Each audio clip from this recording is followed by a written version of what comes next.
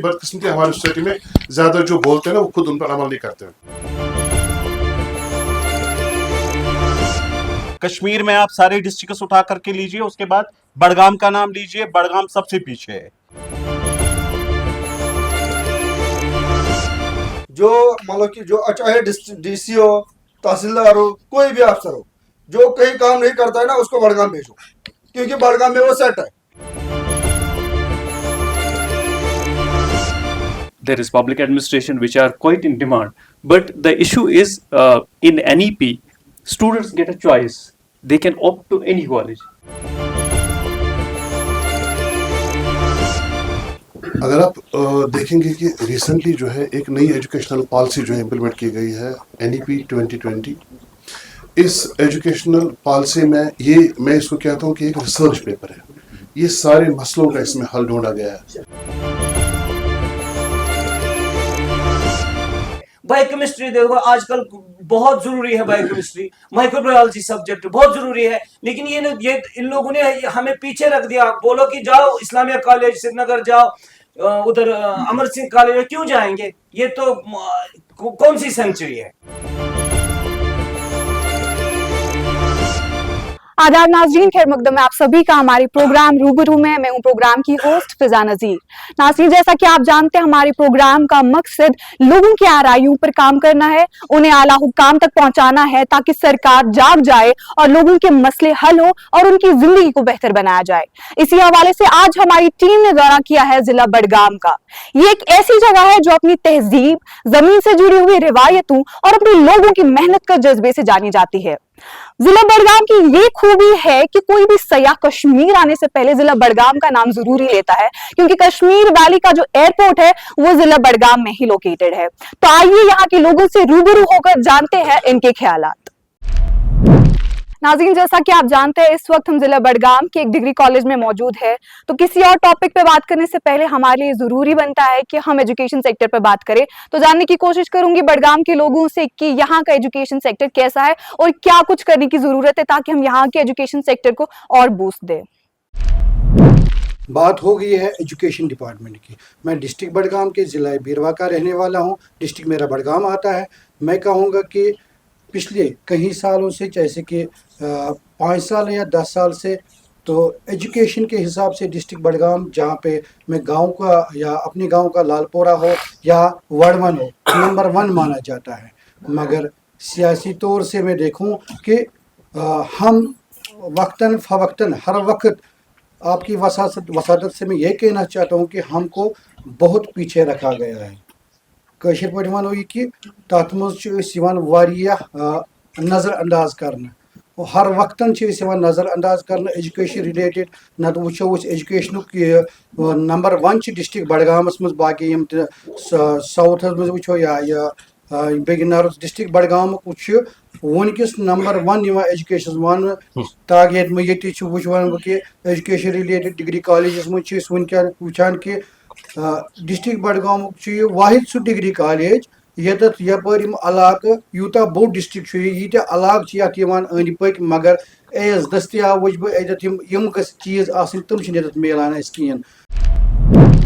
District Budgam अभी crime में number 1, ठीक है। जो भी बड़गाम में रहने वाला है शायद मेरी बात से एग्री करेगा। क्राइम में नंबर 1, हर एक चीज में जो भी नेगेटिव चीजें हैं उनमें नंबर 1। एजुकेशन में पूरा लॉस, डिस्ट्रिक्ट बड़गाम पूरा फेलियर। एडमिनिस्ट्रेटिव वाइज देखिए ये पूरा फेलियर है।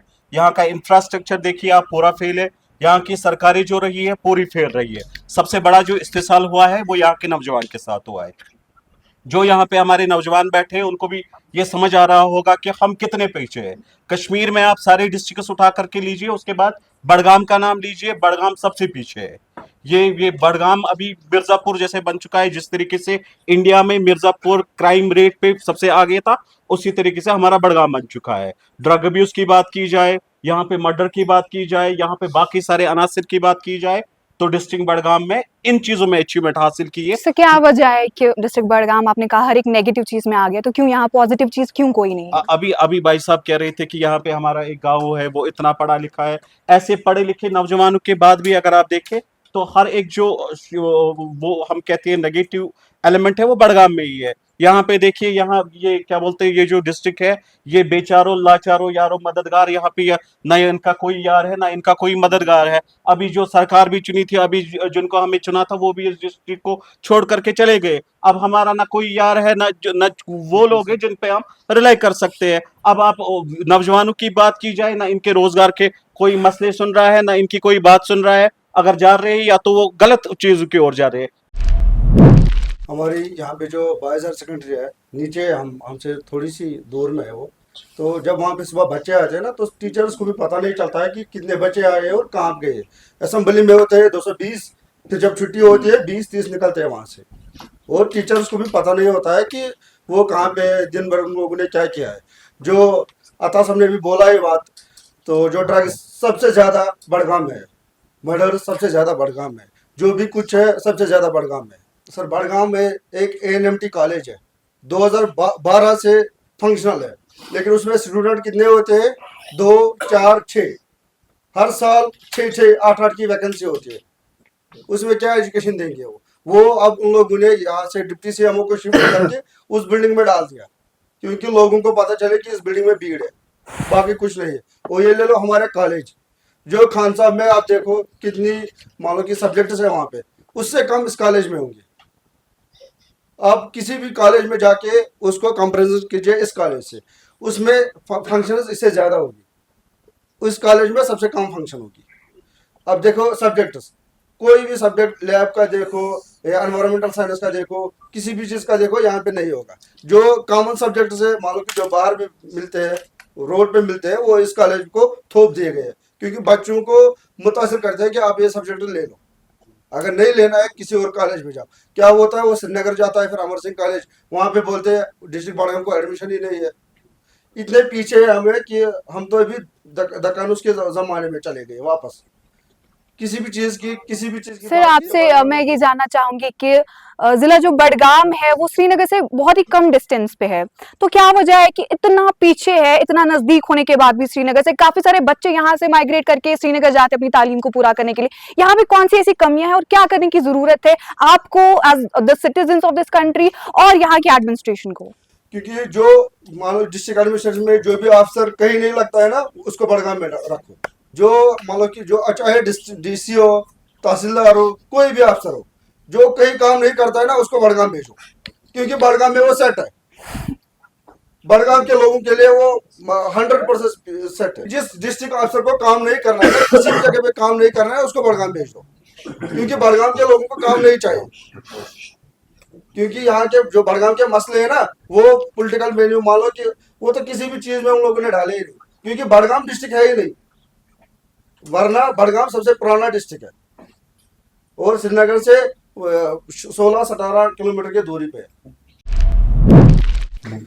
एजुकेशन के बारे में हम अभी इस भाई ने बोला कि यहाँ हमारा इधर कॉलेज है, इस कॉलेज में मतलब बहुत सारे सब्जेक्ट्स होने चाहिए। आप इनसे ही पूछो, नज़दीक है, माइक्रोबायोलॉजी एक सब्जेक्ट है, बायोकेमिस्ट्री एक सब्जेक्ट है, एनवायरमेंट साइंस एक सब्जेक्ट है।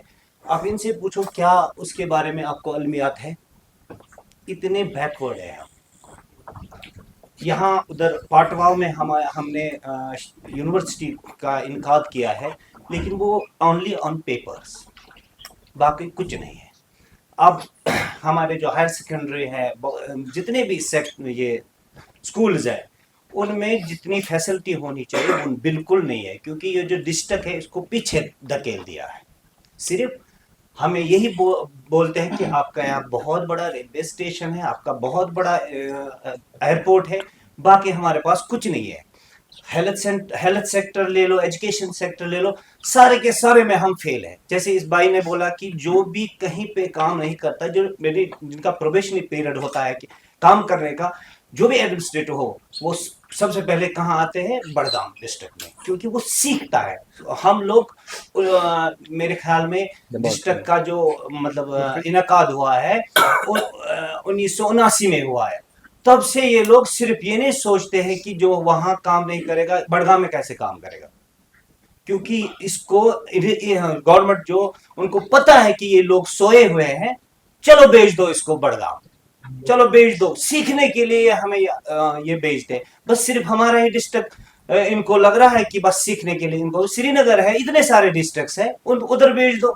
हमारा यहाँ जो भी, फिर जो यहाँ से निकलता है वो वापस यहाँ कभी नहीं आता है। जो भी डीसी है, जितने भी डीसीज है, वो जब निकल गए तो फिर वापस नहीं आते हैं। Let me just correct you on this, that there is a subject, environmental science, which is here. We have two faculties here. Biochemistry, there is a department here. We have a faculty, senior faculty here. In fact, there is clinical biochemistry also, which is in this college. There are subjects which you would not find in any other college, like anthropology is here. There is public administration, which are quite in demand. But the issue is, in NEP, students get a choice. They can opt to any college. Not only here, they can opt to any other college outside, J&K.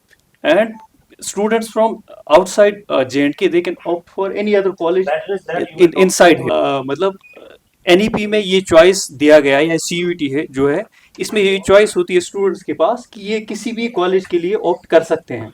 मतलब उनको अगर अच्छे grade आए तो उनका जो पहले preference पे कॉलेज होगा तो वो वहीं जाते हैं। इनफैक्ट मेरे बहुत सारे कुलीग्स हैं जो मतलब सिटी कॉलेजेस में हैं। दे से कि मतलब उनके जो बच्चे होते हैं वहाँ पे, जो बेस्ट बच्चे होते हैं, दे कम फ्रॉम बडगाम ओनली, लेकिन उन्होंने ऑप्ट किया हुआ था मतलब वही कॉलेज।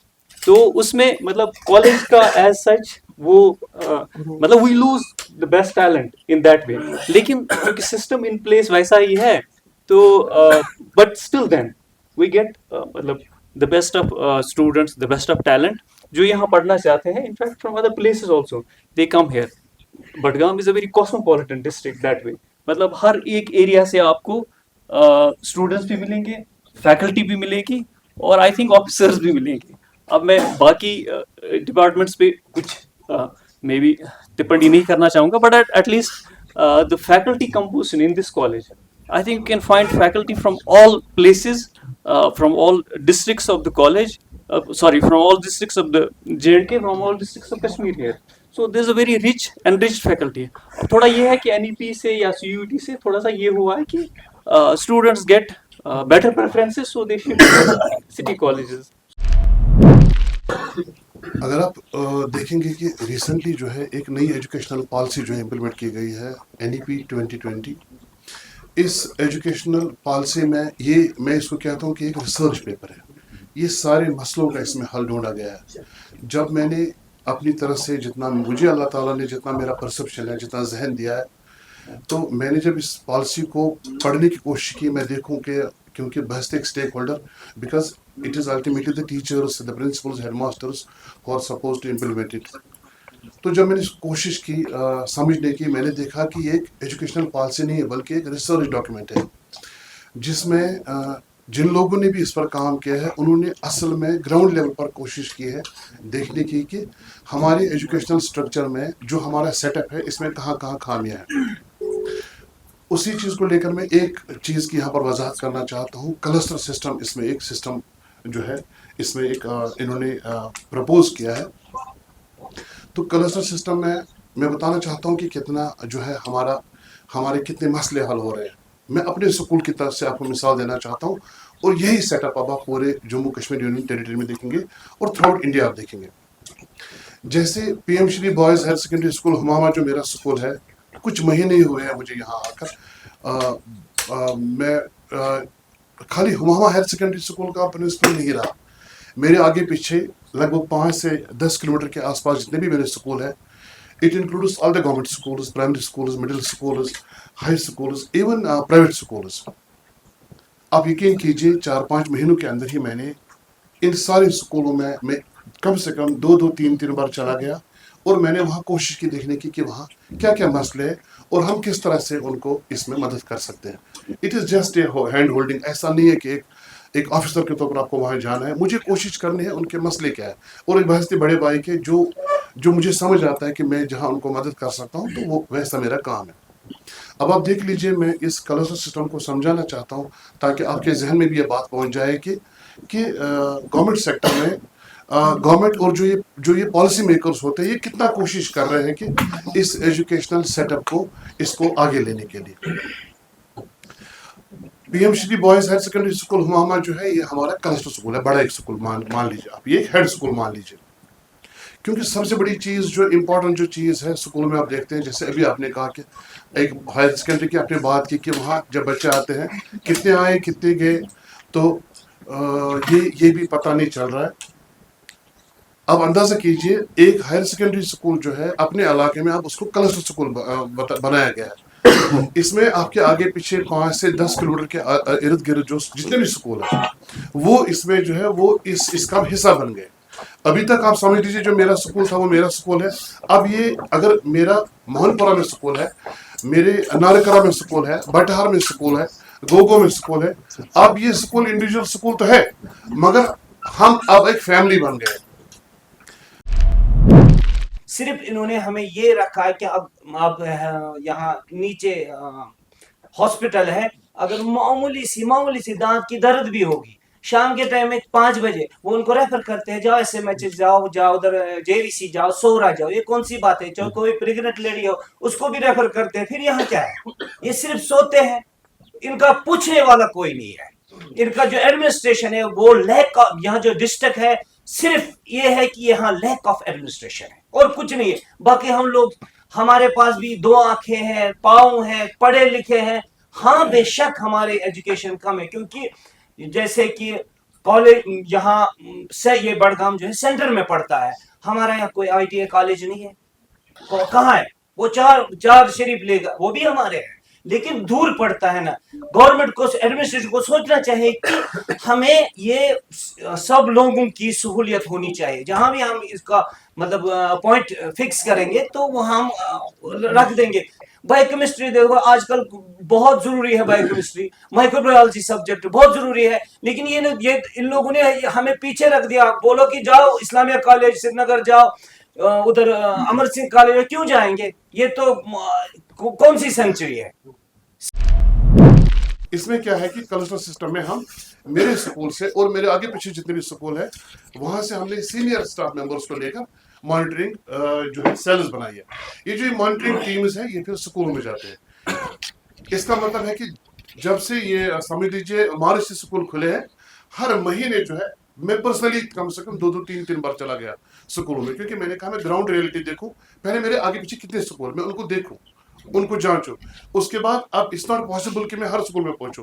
तो मेरी मॉनिटरिंग टीम वहां पर जाती है, वो वहां उनका एकेडमिक्स चेक करते हैं, उनकी जो इंफ्रास्ट्रक्चर चेक करते हैं, उनके वॉशरूम चेक करते हैं, उनकी कापियां देखते हैं, उन बच्चों से बात करते हैं कि उनके क्या मसले हैं। उसके बाद वो वहाँ के टीचर्स के साथ बात करके कोशिश करते हैं कि उनको ये समझाने की, क्योंकि ये सीनियर मेंबर्स होते हैं, आपके स्कूल में क्या मसला है। तो ऐसा नहीं है कि अब उनने देखा तो अब उसी को तो ठीक हो जाएगा। इंसान ही है, फरिश्ते तो नहीं है, मगर वो उनको पॉइंट आउट करते हैं कि आपके स्कूल में कैसा निज़ाम चल रहा है और आप इसको अपडेट कैसे कर सकते हैं, या किन चीज़ों को आप इन्हीं फैसिलिटीज के साथ ज़्यादा इस तरह इस्तेमाल कर सकते हैं। उसके बाद फिर यही टीम दोबारा वहाँ जाती है दूसरे महीने और वो उनसे बात करती है, टीचर्स के साथ बात करती है। Sir I am sorry to interrupt, लेकिन मैं आपसे ये जानना चाहूंगी कि आपने कहा आप मॉनिटर करते हैं सारे स्कूल्स को, अपनी स्कूल को लेकर, तो क्या आप उसको अपने तक ही रखते हैं उस डेटा को, या कहीं आगे भी आप उसको फॉरवर्ड करते हैं ताकि आपकी प्रॉब्लम्स का हल निकले? मैं उस पर आऊंगा, मगर बहुत जरूरी है। मैं आपको ये बताऊंगी कि ये जो जितने भी हमारे आगे पीछे स्कूल है, अब देखिए फायदा क्या है। अब समझ लीजिए मैं क्लस्टर स्कूल हूँ, आगे पीछे आप मेरे जो बैठे ये हमारे आगे जो स्कूल है मेरे नेबरिंग स्कूल है। अब इसका देख लीजिए फायदा क्या है, मैं मिसाल बताऊंगा आपको। जैसे आप वहां पर बैठे, मेरा मिडिल स्कूल बटारा, वहां पर मैं जब चला गया मैंने देखा वहां 2 टीचर्स कम है। आपके नेबरिंग स्कूल में, आपके स्कूल में स्कूल है जहाँ एक्स्ट्रा टीचर है, तो प्रपोज किया कि मैंने काश ये 2 टीचर्स यहाँ चले जाए, यानी हम इसमें रिसोर्स शेयरिंग कर सकते हैं। अगर हमारा कोई अच्छा टीचर है उसको हम ले सकते हैं एज ए मॉडल टीचर उन स्कूल में, बेस्ट प्रैक्टिसेस। यहाँ पर जितने भी सरकारी स्कूल है आपने देखा होगा, सबसे बड़ा फैक्टर है यहाँ पर एक तो रोल कम है। ये हर एक जगह रोल कम है। जहां पर 20 बच्चे आते हैं वहां उस स्कूल में 30 टीचर्स होते हैं। ये आपने देखा होगा। प्लीज मैं भी आप मेरी बातों से इत्तेफाक न करें, लेकिन हम सब जानते हैं कि ऐसा ही होता है। सबसे बड़ा और फैक्टर ये है कि अगर गवर्नमेंट सारी इंतजाम या मतलब क्वालिटी टीचर्स को लाती है, क्वालिटी स्टाफ को लाती है, गवर्नमेंट स्कूल उस पर बहुत ज्यादा पैसा भी खर्चा होता है, फिर भी गवर्नमेंट स्कूलों में मतलब उस तरीके के बच्चे नहीं आते। अगर बच्चे आते भी है तो मुझे लगता है कि उनका जो आउटपुट होता है, वो जो बच्चे होते हैं न वो यहाँ के होते हैं, न वो वहां के होते हैं। और हम सब भी, अगर यहाँ पे कोई पेरेंट भी होगा, वो यहाँ पे अगर 10 पेरेंट है और 10 के 10 पेरेंट्स आप देखिए, जो भी यहाँ पर अच्छा मतलब कोई किसी ना किसी इदारे में काम करता होगा, वो कभी प्रेफर नहीं करेगा कि अपने बच्चों को सरकारी स्कूल में डाले। इसके वजूहात ये भी है कि जो हमारे टीचर्स है, जो हमारे असातिज़ है इन स्कूलों में, वो कहीं ना कहीं से मतलब काफी इस चीज को इसी तरीके से अंडर एस्टिमेट करते हैं और इन बच्चों पर जुल्म ज़्यादतियां होती है। जुल्म ज़्यादतियां तशद्दुद की मैं बात नहीं कर रहा हूं, बल्कि जो एजुकेशन उनको मिलनी चाहिए थी वो मिल नहीं रही है। और अगर हम सब भी पेरेंट, क्योंकि आप भी एक पेरेंट ही होगे, आपने भी कभी रिकमेंड नहीं किया होगा अपने बच्चे को किसी सरकारी स्कूल में, किसी सरकारी कॉलेज में, या हम में से भी, या मेरा भी भाई है, मैं कभी रिकमेंड नहीं करूंगा, क्योंकि हालात जो है सरकारी स्कूलों के, हालात जो हमने देखे, हालात जो आपने देखे, वो बद से बदतर है। तो इसका क्या वजूहात है कि हम इस बद से बदतर हालात को कहीं ना कहीं सिस्टम के साथ इंटीग्रेट करके, मुझे लगता है अगर हम मिलजुल करके इस सिस्टम को ठीक कर पाते, शायद हम सभी जो यहाँ पर बैठे हैं अभी, तो हम सब लोगों ने तय किया होता है कि नहीं, हम बच्चों को सरकारी स्कूल या सरकारी किसी इस महकमे में डाल सकते। लेकिन हम सब लोग रिकमेंड नहीं करेंगे अभी, क्योंकि ये एक बड़ा फेलियर है जिसको आपको भी मानना होगा। मुझे लगता है कि हम सब लोग इस बात से, चाहे कोई भी आइडियोलॉजी हो, यहाँ पर हर एक मुतफिक है अभी यही कि सरकारी स्कूल का सिस्टम फेल है, सरकारी स्कूल में जो टीचर पढ़ाने वाले वो एक बड़ा फेलियर है, और वो जो वहां पे बच्चे जाते हैं उनका फ्यूचर वो तबाह है। ये आप एक्सेप्ट कर लीजिए सर। Thank you. जो गवर्नमेंट स्कूल की जब आप बात करोगे, इस वक्त मैं आपको कह रहा हूँ कि क्लस्टर रिसोर्स पर्सन हमारे पास आ रहे हैं। बात समझना बेटा, जब मैं लगा हूँ नौकरी में, तब सिंपली मैंने ग्रेजुएशन की थी। अभी जो मेरे पास क्लस्टर रिसोर्स पर्सन आ रहा है वो पीएचडी से भी ज्यादा है, यानी पीएचडी से कम तो है नहीं। गवर्नमेंट स्कूलों में इस वक्त हाईली क्वालिफाइड टीचर्स, आप ये बात मान लीजिए, जितने भी गवर्नमेंट स्कूल है। आउटपुट फिर भी नहीं है सर। नहीं, सुनिए बात तो सुनिए। मैंने अभी ये आपको कहा कि इधर यू हैव टू परफॉर्म और यू हैव टू पेरिश। मैंने आपसे बोला ये अकाउंटेबिलिटी जो किसका अकाउंटेबिलिटी का जो एपरेट्स है, उसको गवर्नमेंट ने स्ट्रक्चर किया है। देखिए मेरे क्लस्टर में क्या है, मेरे स्कूल कोई स्कूल अच्छा काम नहीं कर रहा है, मुझे टैगिंग करनी है, मुझे उनको कलर करना है, उनको बाज़ाब्ता बाहर बोर्ड लगेगा, ये रेड में जाते हैं, येलो में जाते हैं, ग्रीन में जाते हैं। इसका मतलब है उनको जब वो ऑन डेली बेसिस स्कूल में आएंगे, वो अपने बोर्ड को देखकर उनको लगेगा कि हम क्या कर रहे हैं। अब मतलब तस्वीर चेंज हो रही है, आप इस बात को मान लीजिए।